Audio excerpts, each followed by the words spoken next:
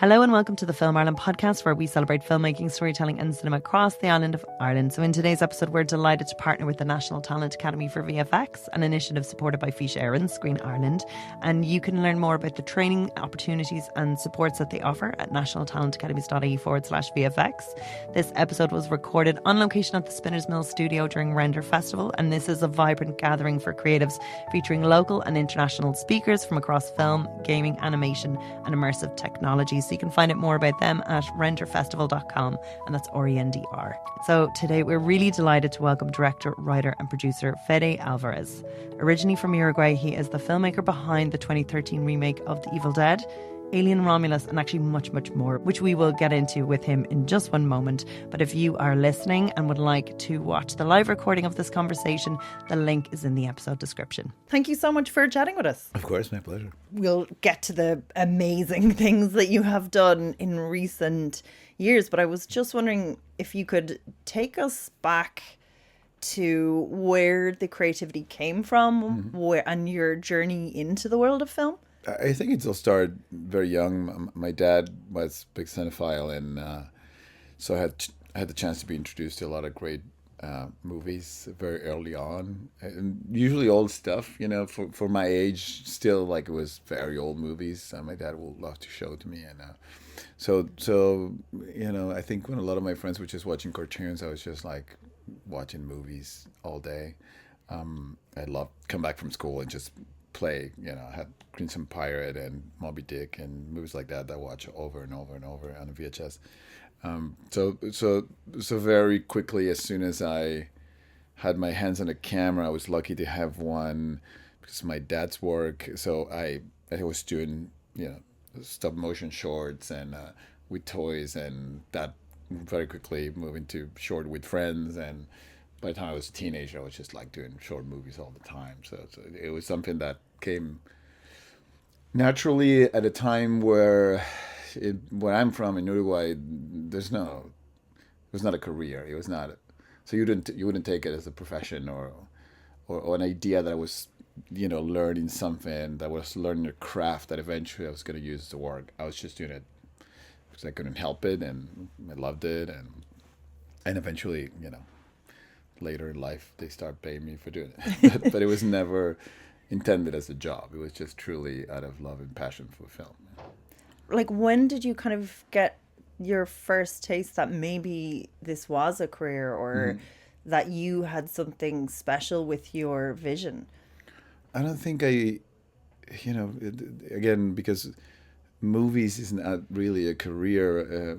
To believe that I was going to make movies, and in Hollywood from Uruguay, would have been the same. I believe I was going to be an astronaut, you know. But it's a chance, maybe, but very unlikely, because in the history of the country, it had never happened before to anybody.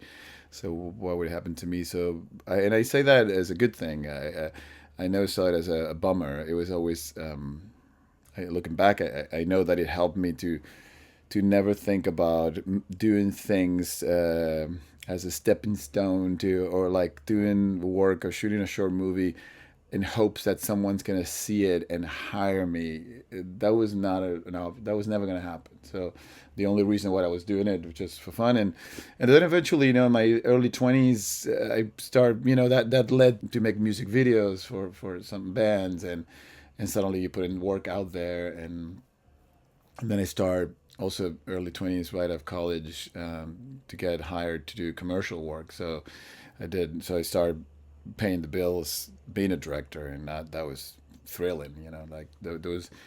But that trajectory, everything kind of got suddenly taken out of direction when I made a short movie in Uruguay called Panic Attack with $300 and a bunch of friends and passion. It was a story about giant mecha robots attacking the city of Montevideo and destroying it. So very ambitious, with a lot of visual effects, but just, you know, blood and sweat to do it, no money. So I learned to do a lot of that myself in my life. And so through the years, doing one shot at a time, I worked on that short movie. And one day I put it online when it was done, just to have a link to send to my mom. Really to send to my friends, and it was easier to share it if it was on YouTube. No intention to get picked up, or like, really no one seeing it more than my friends. And at that time, when I put it online, I went to bed, woke up, and I had 158 miles from Hollywood, and basically they dragged me down there, and they, they were basically inviting me to start making movies there, and that's what we did. It is a very specific industry. There's a lot of codes and conventions to the way it works. Mm-hmm. Did you or was that difficult to navigate? Was there, any false starts there? Not to get specific details, but you're creating art, and then it is a business there as well. Mm-hmm. What were the kind of things that struck you about? Well, but because I was a fan of Hollywood movies, I was not the filmmaker that was gonna make in Uruguay a small, indie about two characters having a conversation at a cafe. That was never, Panic Attack is a big bombastic short movie about destruction of a city. It's like a Ronald Emmerich, destruction film. So my sensitivity was always about doing this bigger Hollywood-esque spectacles in Uruguay with no money, like a third world version of that. And so it was never, it wasn't difficult. I had me and my co-writer in all my movies. Right before all that, we had moved to Amsterdam for a year to do a master's in screenwriting, and we had an art teacher that was from USC, from California. So by the time the Panic Attack thing happened with the short movie, and they called us and they said, "What do you want to do?" We were prepared. We were ready. We understood enough about storytelling, and again, Hollywood movies, everybody watched them. It's not hard to understand what, at least in my mind, what did I want to see? That's all you do. You go and go, the kind of movie that I would love to see is this one, something you have in your head. So, and I was lucky to be given the chance by Sam Raimi, which is my producer on my first two films, to let us write the movies. So when you write your own movie, you have a lot more control. There's no negotiation with some local writer that might see things differently. There was none of that. So it was, we're lucky that on the first movie, they gave us a chance to write it. It was a kind of reboot of Evil Dead, and Sam Raimi's first film. We gave it our best. We wrote the best script our talent allowed us at the time, and right away we were lucky that we're greenlit. We made a movie, and the movie was a big hit when it came out. So it just earned us a little bit of a spot there in Hollywood to just keep doing things, man. And to get to do the writing, was that something that you had to negotiate, or was that an easy? It wasn't easy, and it wasn't hard either. I mean, it was kind of almost like a mistake, I think, because I don't think I would have dared to propose writing the movie. English is not my first language, and so it was like me and my co-writer were like, "How? I gotta go and write these things," but we felt like we knew how to do it, but we felt like there's gonna be a lot better writers than us available, and we had a small project right before Evil Dead, and kind of both started at the same time when we went to Hollywood with Panic Attack, and one of them had a local writer, and that went so wrong that when the very quickly the opportunity of write Evil Dead came about, I think we asked, or Sam Raimi said, why don't you guys write it this time? He believed in us, and we were brave enough to say yes, absolutely, instead of backing away, out of fear from the proposition. We just went and said yes. I remember some producer on the phone saying yeah, but if it's not a good script, you guys go direct to director jail right away. Meaning you won't get hired again for a long time. And we still didn't back away from the challenge. We said we'll do it, and we'll go for it. And were there any drafts at that stage? Because I imagine that is a lot of mental pressure yourself. You're like, I get to make this. No, it was no draft. There was not even an idea for the film. All we had was the original film. It's we made this movie back in '82, about a bunch of people going to a cabin in the woods, and there's a book and people get possessed, play with that, and we did our own version of it. We came up with a kind of a different idea for it. We had on our Evil Dead, the main character, he's a heroin addict, trying to kick the habit like cold turkey. So she goes and locks herself up in the cabin with her best friends, and so there was a reason for, it was a whole metaphor for addiction, and so we took the best ideas original and create our own and create different characters. So it was a blank page and an old movie that we have to. That's what we had to work with, but I'm proud of the work we did, and there's an audience that loves that movie these days. I have tattoos of our movie everywhere, so that's always the beautiful feeling. And do you feel being outside the system helped keep the distinctiveness of your creative voice? You know, Yeah. like of honing your taste by seeing these things, but like being an outsider gives you a stronger eye, maybe? Not really stronger, but definitely different is always good. You know, for Hollywood, anything that you bring that is fresh, still commercial, that feels like it's a story that would appeal to the masses. But if it's original, always better. And a good example, I think, is on our second film of Don't Breathe, which is a bunch of kids that break into a house of a blind man to rob him, and at first you think the blind man is a poor innocent, guy that is a veteran of war that lost his sight, and turned out he's far from that, and they become the protagonists. And I remember pitching that, or even we wrote the script, and we just basically went to Sam Raimi and said we want to make another movie. This is the script, and a lot of people write it at the beginning were like, what? But the protagonists are thieves, like. And for Americans, that was a kind of a thing that couldn't accept.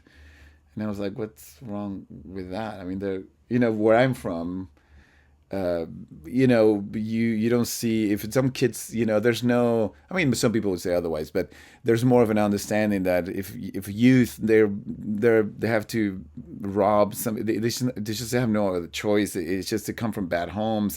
There's a way of tolerating, you understand it. You might hate it, but you understand it somehow. You go, there are people like anybody else. It's just being dealt a bad hand, and hopefully that doesn't happen. I hope they find a way out, and that's what the movie's about. Them trying to do like the last job to stop doing that and get a better life. So stuff like that. It's very third world Latin American vision of main characters that at the time they didn't want to see. They didn't accept. It was hard for the studio and everybody to see it 100%, but they trust us enough. They were like, we trust you guys. Like they gave us the money to make it.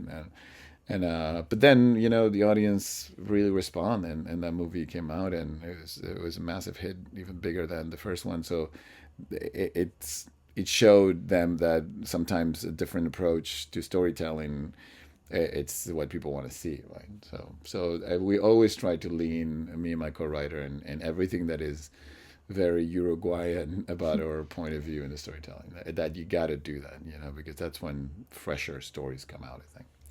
Like, you have done and had so much success and done such incredible work. And were there any, moments of like frustration or big issues that you had to kind of work at to overcome, or, like a creative disappointment as well, like a story that you loved that, it sounded like you just got a strong person who could probably protect you and your vision a little bit going into it. I suppose not every creative has that, or not every creative has that trust probably so early on in their career. But I mean, also probably buckling to the pressure and notes is what compromises people's creative vision in the first place, even if they have it.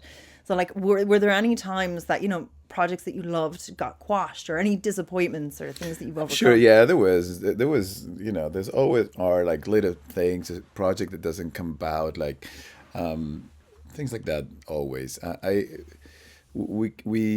think me, my co-writer, and my DP as well, so Uruguayan, like we brought with me a group of friends that I worked with them before, and those are the people that I collaborate very closely with to make movies with, and we all kind of I think it's a Uruguayan element. The Uruguayans are very being here in Belfast, like, there's a lot in common as well. There's a lot of kind of anti men and government, that the big city thing. We have our own identity. We are our own people. Like, we don't. we hate to be associated to the Argentinians usually when they confuse us with them because we speak very similar. Like there's all this stuff that makes us we're very proud, I think, maybe. That's the thing. Not all of us, but some of us. And when it comes to Hollywood, we went in with not any fear to lose it. We were happy back home. We were happy back home doing our short movies and working.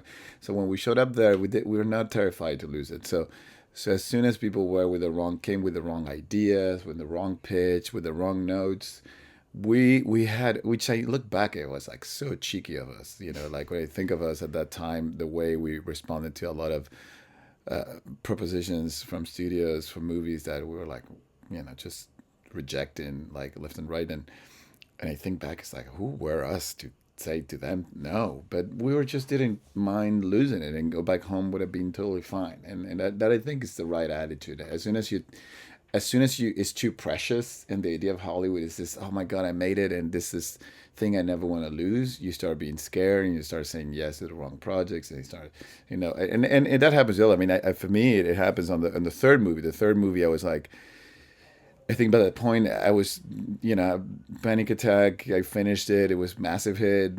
For a short movie, it did as much as any short movie can do. And more.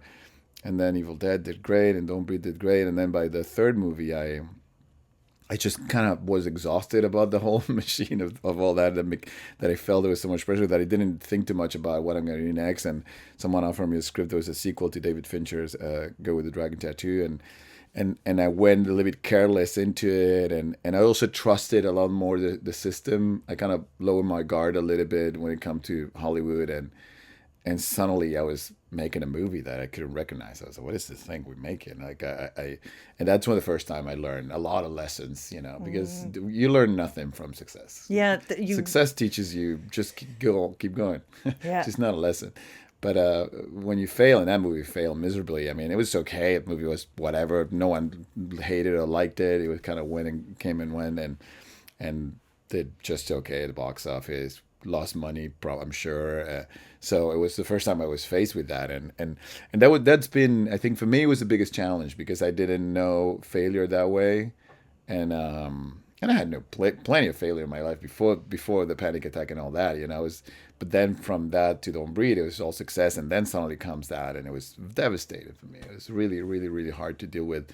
You put so much work in a movie, and to see a movie that comes in theaters and then disappears and no one even know it existed, like it's which is normal for most movies. That's what happens to a lot of people. But for me, it was devastating, and I lost my dad that year as well, which for a lot of us directors, like unconsciously, there's so much you do with movies to impress your parents, in some silly way, but we all kind of do it for that reason. Not all of us. Some people don't, but you grow up, you're a kid, there's a dad, and you go, look at what I'm doing. So there's an unconscious way of doing that way. So I think when my dad died, I kind of felt like there was no audience anymore. It was, well, I'm impressing with all these things, and I kind of give up. I really kind of quit. COVID came as well, so I moved back to Uruguay for a moment, in the countryside, where I have a house, and kind of stay there, and I was really, really out. I decided to just put myself out of the business for a while, and I got to a point that I just got bored, and my co-writer said, like, what would be the only thing that would get you to make movies again? And I told him, well, as you know, he knew that the only thing that I really want to do was make a movie in an Alien franchise. So it's like. Yeah. So he said, well, let's just go do that. And I was like, oh, yeah, let's go do that. And we went back to LA, and we basically talked with Ridley Scott and told him, like, I think, it would be great to make an Alien movie this way. And he gave us a good to go, and we went back to work. In terms of, like, raising financing then, like, I mean, creatively, you are trusted as an artist, but it isn't, the money people are not the artist people. Did you find there was a little bit more, like, after the, like going from hit to hit to hit to like neutral, did you find that you had to back your corner, or do you, like, I mean, Ridley Scott is a pretty impressive person to be on the back, like, do you know, like, yeah. Was there anything that you faced then that you had to push harder? Not really. No, I was lucky that the studio really liked my movies and they trust me and that's a good thing also about a movie that comes and goes, which is different from a movie that is a disaster. Yeah. There's movies that you make and everybody hate and they're a disaster, and that makes people usually lose trust in you, right? As a director, go, wow, that guy cannot. But the Dragon Tattoo movie wasn't that. It was just a movie that had nothing to. It was based on a book that wasn't very interesting. So it had issues of all kind, but. At least it didn't make me feel that way. They really trust the vision. They Ridley let me write the script. We wrote the script, and they loved the script, so they give us the funding to do it. But and you were saying the money people usually, they're not artists, but they do. Nobody wants to make a bad movie. Nobody wants to make a bad movie, and the head of the studios, the financiers, everybody. Yes, they're in the business of making money, no doubt. But there's something more important in Hollywood, which is make something relevant. Yeah. There's a lot of producers that they make movies that are big and make a lot of money, and they might be irrelevant for a lot of people, and they don't love that. They just want to make things that people watch and love, and that connects with an audience. That's what everybody wants at the end of the day. So they rarely will push into. Sometimes they don't know what's best for the movie, and they panic and they push things into directions that will hurt the movie. That happens all the time. But I always say it's the job of the director and the stars in the movie, or whoever has power to, send in the right direction, to oppose that force and stick to your guns and make the movie that you believe the audience wants to see. And most of the time, out of that friction. The studio wants to make one movie that they want above all things to make sure that everybody shows up and they get the money back and more, and a director that has a vision and is out of that friction that the best masterpieces are made. If you choose, look at The Godfather or like any movie that was like such an event at the time and is considered a masterpiece, none of those directors will tell you, I had a great time making the movie, and I did everything I wanted, and the studio stayed out of the way. None of them. The Coppola used to cry at the end of every day of the shooting of The Godfather because the studio was controlling him so much. They weren't pushing the movie in one direction. He wanted another one. So you need both parts, I think. We've seen also, in the last few years, some great directors making movies for streaming where the control is less. And, some of them are good, but a lot of them, they're just not their best work. A lot of that had to do with that. Like, I believe that it's necessary to have the pressure of a studio that expects certain things. Yep. And it brings the best out of you as well. You really want to make sure they cannot say anything to your movie and they can watch it and go, wow, that's great. Like, we're going to put it out like that. So it puts a lot of pressure, but I think pressure is good to make better work a lot of times. And in terms of... making something for that iconic franchise, but then your voice is so suited to that as well, like that tension and that like fear and that intenseness. Like, do you, as someone, like, you do so much work and so much writing and so much prep and so much pre-production, like either as yourself or as a small team, and you and your co-writer. Then the different stages of development, do you enjoy them to different degrees? Like, is there that beat where you show up on set and you're like, I'm here? Or is it like, no, I can't wait to get to the post? Or yeah. Every stage is a good question, because every stage is completely different challenges and trigger different anxieties and or put you at ease in different ways. So it's like every stage, it's like a completely different job for me. Like it's not even comparable. When I'm writing is one thing. It's very lonely usually. Like even with my co-writer, like you're very isolated. Like I try not to share too much with people when I'm writing because it can derail you. So the writing is one thing. It's hard. It's painful. It's like someone said, some famous writer said, like you might be living rhythm proof of your stupidity every time you write something. It's just that you believe is good and you're gonna give it to someone. So it's such a leap of faith. So that's one part. Then pre-production, I do enjoy when you just dream in the movie and you have to just think about all the possibilities, how you got to put it together, who you got to cast, how you got to design the movie. On Alien specifically, it was so fun because we need to create such a big world when it comes to spaceships and just the visuals in general of the movie. And we had all the other movies to get inspiration from, but we need to create something completely new. That part is great. Shooting, I'm okay with it. I'm not a big on set person. I don't still have to get used to the idea of having every morning 220 people asking you questions about what are we going to do next. Is it a necessary evil then? Is It's it part just of the process. Yeah, there's no way around it. You have to go through it. And there's some days that are great. Some days on set can be amazing. Some days can be exhausting. It's also a marathon. This movie's you're shooting for maybe 80, 90 days. So you spend a lot of time of your year on set, Monday to Friday. Your life is being on set all the time. So, and they're long hours. Hours. Yeah, you have to have the stamina to endure that because you wake up 5 a.m. in the morning, you go to set, you spend the whole day. By the time you get back home, you crash in bed. You probably have an hour or so just to prepare your next day. Look at what you're going to shoot and answer some questions that people have, and then you're back in it the next day. And sometimes you shoot even from Mondays to Saturdays, right? So it's a pretty intense. But I'm not complaining. It's the best job in the world. So, but it's it's challenges for sure. It's demanding. It's very demanding. And then post tend to be, if things are going well, post is very enjoyable. If things are not going well, if the movie you shot is not that great, and post can be.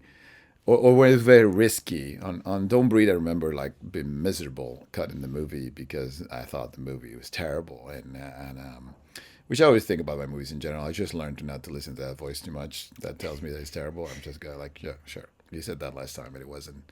So.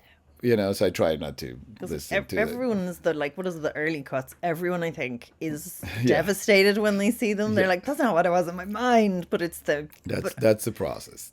Now I know, I've done it enough now to know that that's exactly what should happen the first time around. You watch a cut that is just, it's like someone said, Sidney Lumet said, the rough cut is like a suicide note. It's like this desperate thing you're writing. It's just that we're not just out of fear. It's just not.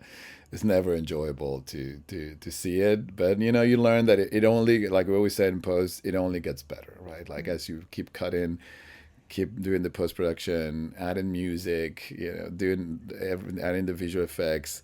And every day it gets a bit better, right? So, but it's you have always have the mental stability to endure it, to see it, to keep calm and carry on and keep working on it and hoping for the best. It can be brutal because there's so much expectations around the movie, particularly with these things, with the franchises. I know with Evil Dead and with Alien, this is with the internet. You cut in the movie, and there's so many people already with opinions about the movie just based on nothing. Even without a trailer, they're already saying if they hate it or they love it. It's just. So, the best thing you can do yourself is never go online and never read anything they say because you'll go crazy. And is there that beat when you preview a film for the first time? I presume you have to show it, to the studio, to the producers and stuff. Is there that trepidation? Do you, are you nervous then as to if they'll get it, or are you no, this is the best thing ever, you will like this? No, I never think it's best. I do. That's usually the first time I really get nervous. I don't get nervous easily in other parts of the process, but when it comes to push play and show it to an audience, it's always nerve-wracking because you don't know how they're going to react. But sometimes you're off to a good start. You have a good opening scene and people clap and they're on it and you go, okay, great, they're in it. They're gonna enjoy it. For me, lately it's been I've done an Alien. What I did is I show it to filmmaker friends. So before I show it to anybody, so I sit down. In case of Alien, it was me, Dan Trachtenberg, who did Prey and Predator, the last two, Lee Wanell, who did Invisible Man, Andy Muschietti, who did the 8 movies, and John Requa and Glenn Ficarra, like a great director friend of mine. And we watch it together, and then at the end, I ask them what they think. But just to give an example, that first cut of Alien, Andy Muschietti just fell asleep in the middle of it. So it was like, okay, great. He feels a bit boring in the middle. So, but he always claims that he was jet lag and there was not a problem with the movie. But that's what I do. I try to really show it to friends that it's a safe space where they can tell me whatever they think about the movie, and they will be brutally honest with me about, and they help it make it better. Particularly this group of filmmakers, they're really good, and they help me with ideas of what to do to make it better, and maybe I reshoot something, I adjust something, and then we show it to a big audience. Has there ever been? I know there's like that kind of dip of faith there where you're like, oh my god, that rough cut is so much could, like, what if it doesn't come together? Mm-hmm. Have there ever been like bits further on where, like maybe like you were saying about the involvement of notes where, people give completely the wrong notes that could potentially, and is there ever a bit as well where you're so in the film you can't see it, you're so immersed of it you can't. It is part of the director job to not get lost, right? Like Ridley Scott working on post, he advised me. It's not that I couldn't really fully do, but I understood what he said. It was like he was like, you shouldn't be at editorial. You should go editorial like, I don't know, once a week, once every couple of weeks, because your most powerful tool is objectivity, and it's true, and I'm sure. I think when I'm older, and wiser, maybe I'll be able to do that, to just kind of let go of the day-by-day control of editorial and let the editor run with the cut and then show up once in a while and see how it's going. It's a different approach. But yeah, keeping your objectivity is the hardest thing. But one should be able to do that, to watch it and be able to project what the audience will think watching this. What do they think? And that's something I think I'm good at, which is watching the movie and knowing that if the audience sees this, will assume this, and if I say this line, they're gonna understand this or that, and that's how you build the story, right? Just based on everything is telling something to the audience. It's a piece of information, it's a piece of the puzzle that you wanna either sometimes help them to understand, or you want to mislead them, or whatever you're doing. But it's important for one, for me at least, to be able to keep a good control on that, and that's why even notes from the studio at that time, if you know what you're doing, they're easy to manage, because no one knows the movie like you do, and so when they ask for something, it's easy to say, sure, we can try that, but you have to be aware of all the ramifications that's going to create, and usually they don't want to be responsible for it. So like, oh, well, I don't know, it's just sort of defer to you. They go, well, whatever you think is the right thing to do. Yeah. And does the kind of creative formula chat, like the way that you think about projects when they're longer form, like that, like series, like TV development, like something that is kind of more character driven? Do you like engage a different part of your brain when you're trying to? I never done really like anything large like that. I like TV. It's my focus always been in features. I did one thing for Apple during the pandemic, but it was different. It was more of a Twilight Zone kind of thing of like standalone characters. But yeah, that's also like in TV, the director has a different role. It's more about the showrunners and the main writer of the show, and that's the problem for them. Usually they when a director gets involved, there's already scripts, and you have to just figure out a vision to bring them to life. So it's more of it's a massive teamwork. Television, it's a different beast. Is that less pressure then? Do you kind of? It might be. I've never really went to TV that way. I mean, I've done maybe I remember doing an episode Calls? Or something a long time. I did Calls, but Calls was different. It was all I wrote most of the episodes with a few other writers, and So I was a showrunner, and so it's a different thing. But I would love to, at some point find the time to say, oh, I'm gonna go and do some television. But my passion and my focus is always in feature film. Yeah, because it's so much more structured. But I think that tension is there. Yeah. Are there themes or creative work that for you have been unexplored that you would love to go given the opportunity? Yeah, I'm sure. Yeah, there's a lot of things, and usually I never mention them because then people go and do them. Oh yeah. So if it's or maybe too people unique, will offer them to you. No, That's the thing. Maybe people don't actually have that. Yeah, but no. But the thing is, when like me, when I write my own movies, I'm not in the market much. I'm not a director that people come to me with, like they used to, but not lately, not that much. It's like they know I'm gonna write my movie, and I'm gonna go to them and say to whatever studio I want to make it at, or sometimes you give it to a few of them and you just see what's the best place to do it. You create your own thing, so they just expect you to write your script and bring you things. So sometimes I love to read scripts, so studios will send you something, but there's less and less of that. Hollywood used to develop a lot more. There used to be more of a machine of scripts where writers was just writing ideas done by the writer or an executive that came up with a concept based on something, or they bought the rights for a book and they hired a writer, and there's less and less of that these days, unfortunately. It's more director driven. They don't want to waste money doing a bunch of draft that then no one wants to direct. So it's very director driven. Like directors will talk with a writer friend and because why don't we write this? Why don't we do something about this?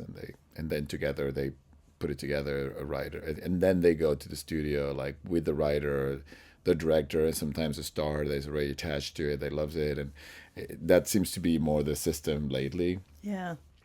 What they call just the packages. The agency helps package a movie with a writer, a director, and an actor, and then they go to the studio. So it doesn't happen that much. Unfortunately, there's not a lot of that spec or project generated by the studios. That much as it used to be, at least. And like, are you quietly developing projects or concepts yourself, or do you wait for, like that kind of more tangible offer? Do you have like a kind of slate that No, because even Alien was not an offer. It was not them coming to me and saying, you want to make Alien. It was me going to them saying, I would love to make an Alien movie in this way, and them saying yes. So usually that's what I do. Right now I'm working on two stories, and whenever I decide or I put whatever script is ready first, usually I'll spend some time with it, and I was like, oh, this is what I want to do next, and I'll go to find a partner at the studios and make it with them. Knock on wood, but so far we've been lucky enough and successful enough that the town believed in us, and they will give us the getting the finance is not necessarily the issue. It depends if things are too big. Yes, there's always a negotiation, but it's mostly for me about finding the story that is worth telling. Particularly when it comes to theatrical experience, that you want to invite people to go to the movies. More and more, it has to be an event. It has to be something that is so unique that no one has seen something like that, and will make people talk about it. And otherwise, it might be a streaming movie, which is fine, if it's the right story. And some movies can be great and just don't find that theatrical audience.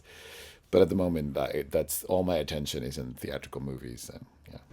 Brilliant. Well, we can't wait to watch the next one, and good luck with it. And thank you so much for chatting with us. Cheers. Thank you. It was lovely and so cozy.